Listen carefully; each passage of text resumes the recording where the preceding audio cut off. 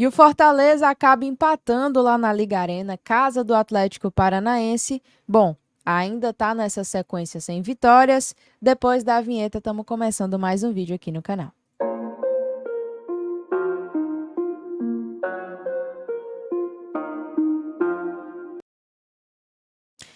Galera, resultado pouco indigesto, digamos assim, tá? Antes de começar a análise do jogo, pedir para você deixar o seu like, porque ajuda muito, muito a engajar o canal, vocês sabem disso. Tô aqui trazendo conteúdo todos os dias para vocês. É óbvio que ninguém vai concordar 100% comigo, mas aqui não é um canal para você concordar comigo. É para eu expor as minhas opiniões, vocês falarem um contraponto e tá tudo certo, tá? Já aproveitem e usem o espaço aqui dos comentários para colocar a opinião de vocês. Vamos começar aqui, né?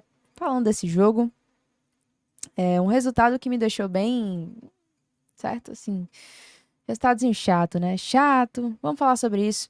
Deixa o teu like aí embaixo, começar a falar sobre essa partida, onde o Fortaleza teve chance de ganhar o jogo, certo? Inicia o placar à frente. Vou até colocar aqui para vocês a escalação, tá? João Ricardo, Eros Mancuso como titular da posição, Kusevich, Tomás Cardona fechando a linha de zaga, Felipe Jonathan na lateral esquerda, o nosso meio vem com Pedro Augusto, Zé Wellison e o Kevin Andrade, e o ataque, Marinho, Moisés e Renato Kaiser. Nas nossas lives de pré-jogo, acertamos boa parte dessa escalação, tá? Eu até falei que queria o Kevin titular e tal, mas assim, não acreditava muito que fosse acontecer, acabou acontecendo. E o Kevin nem foi bem nessa partida, né? Vamos já falar sobre isso também. Mas colocar aqui no resultado do jogo. Aliás, colocar nessa sequência de fotos aqui, porque o Moisés ele faz um golaço, né? Uma jogada onde o Marinho encontra o Moisés, ele lança a bola. O Moisés vem da esquerda costurando ali pelo meio, encontra o Mancuso que tá ali no meio, né? Na entrada da grande área. Aí ele faz a tabela, o Moisés costura um pouquinho mais dentro da área, faz que vai chutar, o goleiro cai no chão. E aí ele acha o canto e faz um gol muito bonito, certo? Eu confesso que eu estava com muita saudade de ver esse tipo de jogada com o Moisés, porque ele é um jogador que sabe muito bem fazer isso, ele gosta muito dessa jogada aguda, de trazer para um contra um. A gente comentava muito, principalmente ali quando o Moisés chegou aqui no Fortaleza, sobre ser um contra um, certo? Melhores do Campeonato Brasileiro, porque a gente fez bastantes gols, criou muitas jogadas perigosas com esse tipo de jogada do Moisés.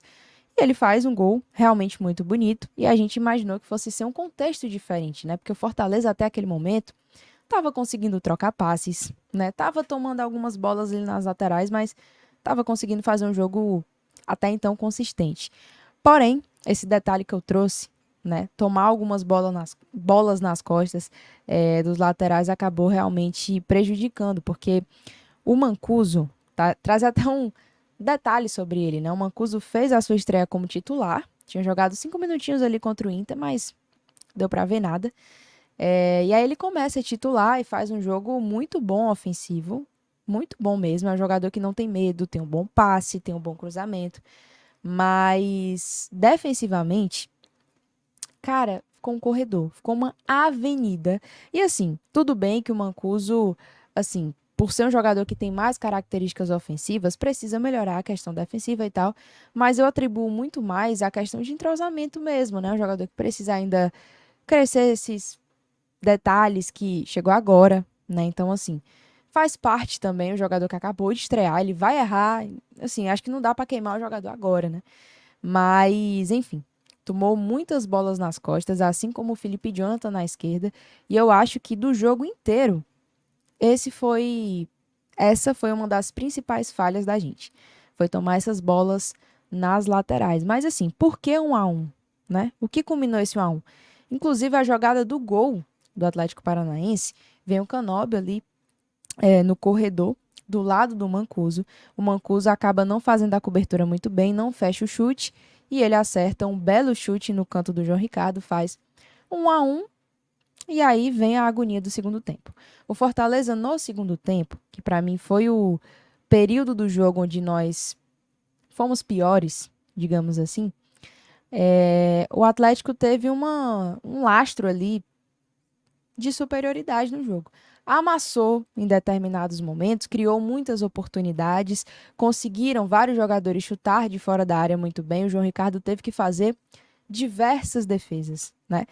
E aí eu vou trazer para o resultado, certo? A análise. Se a gente fosse analisar num contexto normal, certo? Um resultado na casa do Atlético Paranaense, onde eles foram melhores do que nós em boa parte do jogo, seria um resultado bom, né? Sai de lá com um ponto. Seria tecnicamente um resultado bom. Porém, hoje o Fortaleza ele se coloca numa briga pelo título do Campeonato Brasileiro e são 3 jogos e apenas um ponto. Então, realmente é um resultado frustrante, né, para uma campanha que acaba trazendo uma visão que pode buscar algo a mais. E aí eu acho que tem várias ponderações que são necessárias. Primeira coisa, a gente precisa reconhecer o momento ruim, certo? O momento ruim, a gente precisa falar sobre o Fortaleza estar sofrendo dificuldades técnicas de conseguir ter uma consistência maior durante um maior período do jogo, certo? É um detalhe importante a gente lembrar que fomos mais reservas, porque temos uma decisão na terça-feira, e aí não tem o que a gente questionar assim. Até tem, né? Cada um tem a sua opinião, mas sinceramente, a gente tem uma decisão contra o Corinthians na terça-feira, muito normal que o time se prepare para isso. É um mata-mata, né?